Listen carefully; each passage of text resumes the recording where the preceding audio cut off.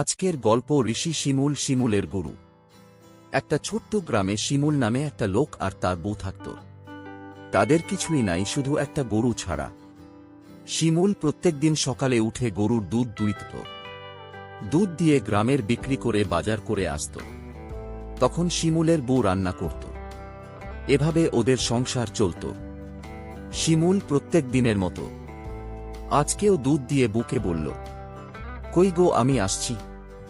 তখন শিমুলের বউ বলল, আচ্ছা ঠিক আছে, ভালো করে যাও। শিমুল বলল, আচ্ছা বলে দুধ নিয়ে চলে গেল। রাস্তায় যেতে যেতে হঠাৎ পাতে পা লেগে মাথা থেকে দুধ সব মাটিতে পড়ে গেল।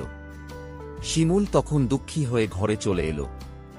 শিমুলের বউ শিমুলকে দেখে জিজ্ঞেস করল, কি হয়েছে, এত তাড়াতাড়ি চলে এলা যে? আর তোমাকে এত দুঃখী দেখাচ্ছে কেন? শিমুল বলল, দুধ সব মাটিতে পড়ে গেছে, তাই আজ কোনো বাজার আনতে পারলাম না। শিমুলের বউ বলল, তাহলে আজকে কি খাবা? শিমুল বলল, কেন, ঘরে কিছু নেই? শিমুলের বউ বলল, আছে, কিন্তু যা আছে তাতে একজনের হবে। শিমুল বলল, ওটাই রান্না করো, দুজন মিলে আদা আদা করে খাব। শিমুলের বউ বলল, আচ্ছা বলে ঘরে চলে গেল। কিছুক্ষণ পর শিমুলের বউ শিমুলকে ডাক দিল, এসো, রান্না হয়ে গেছে, এসো খেয়ে নিবা। শিমুল বলল, আচ্ছা আসছি বলে ঘরে চলে গেল। শিমুলের বউ তখন একজনের খাবার দুজনে আদা আদা করে খেতে বসে যাই। ঠিক তখনই বাইরে থেকে আওয়াজ আসে, বাড়িতে কেউ আছো? তখন শিমুল বলল, কে? বাইরে থেকে আওয়াজ এল, আমি বাবা। শিমুল বাইরে গিয়ে দেখল একজন ঋষি। শিমুল ঋষিকে দেখে বলল, এ কি বাবা, আপনি বাইরে কেন? ভিতরে আসুন। ঋষি বলল, না বাবা, আমি বাইরে ঠিক আছি। আমি অনেক দূর থেকে এসেছি, আমি অনেক ক্ষুধার্ত, কিছু খাবার পাওয়া যাবে? শিমুল বলল, আপনি বসুন, আমি খাবার আনছি। বলে শিমুল ভিতর চলে গেল। ভিতরে গিয়ে নিজের খাবারটা এনে দিল। ঋষি খেল, খেয়ে বলল, আরেকটু খাবার পাওয়া যাবে? আচ্ছা বাবা, আমি খাবার আনছি। বলে শিমুল ভিতরে চলে গেল। ভিতরে গিয়ে শিমুলের বুকে বলল, ঋষি এখনো ক্ষুধার্ত আছে, তোমার খাবারটা দিবা? শিমুলের বউ বলল, আচ্ছা ঠিক আছে, আমার এখন খিদে নেই, নিয়ে যাও। শিমুল তখন খাবারটা নিয়ে বাইরে এসে ঋষিকে দিল। ঋষি খাবারটা খেয়ে বলল, আমি অনেক খুশি হয়েছি, তুমি কি চাও আমার কাছে? বল, আমি তোমাকে দিব। শিমুল বলল, না না বাবা, আমাদের কিছু লাগবে না, আপনাকে খাওয়াতে পেরেছি, আমরা ওতেই খুশি। ঋষি বলল, আমি তোমাদের ব্যবহারে অনেক খুশি হয়েছি, আমি তোমাদের বরদান দিলাম, তোমরা লোভ না করে গরুটার পিঠে হাত বুলিয়ে যা চাইবা তাই পাইবা। এই বলে ঋষি চলে গেল। শিমুল তখন ভিতরে গেল। ভিতরে এসে শিমুল শিমুলের বুকে সব খুলে বলল। শিমুলের বউ বলল, তুমি সত্যি বলছো? যা চাইব তাই পাইব? শিমুল বলল, হ্যাঁ গো হ্যাঁ।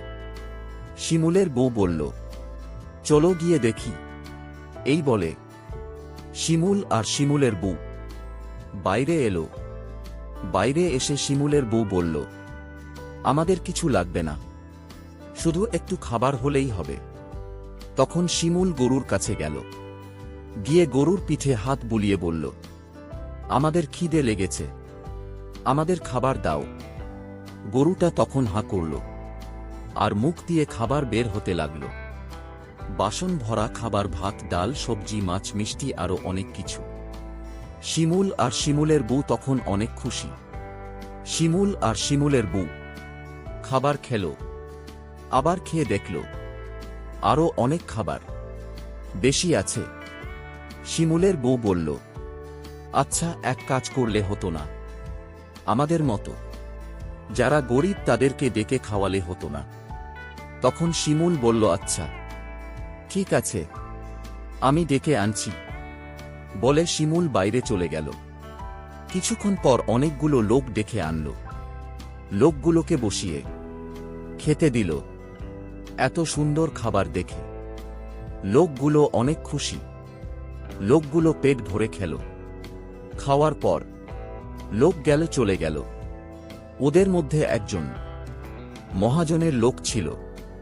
সে গিয়ে মহাজনকে সব বলে দিল। মহাজন তখন ভাবল, ওদের মতো গরিব, ওদের কাছে এত খাবার এলো কোথা থেকে? তাই মহাজন মনে মনে ঠিক করল, রাত্রে গিয়ে ওদের বাড়িতে দেখবে কোথা থেকে এত খাবার আসে।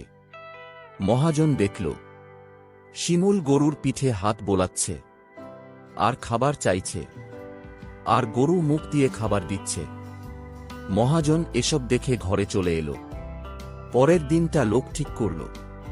লোকটাকে বলল, আজকে রাত্রে গরুটাকে চুরি করে আনতে হবে।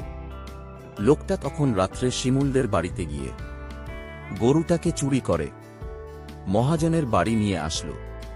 মহাজন বলল, ঠিক আছে, এবার তুই যা। লোকটা তখন চলে গেল। মহাজন তখন গরুর পিঠে হাত বুলিয়ে বলল, আমার সোনা চাই।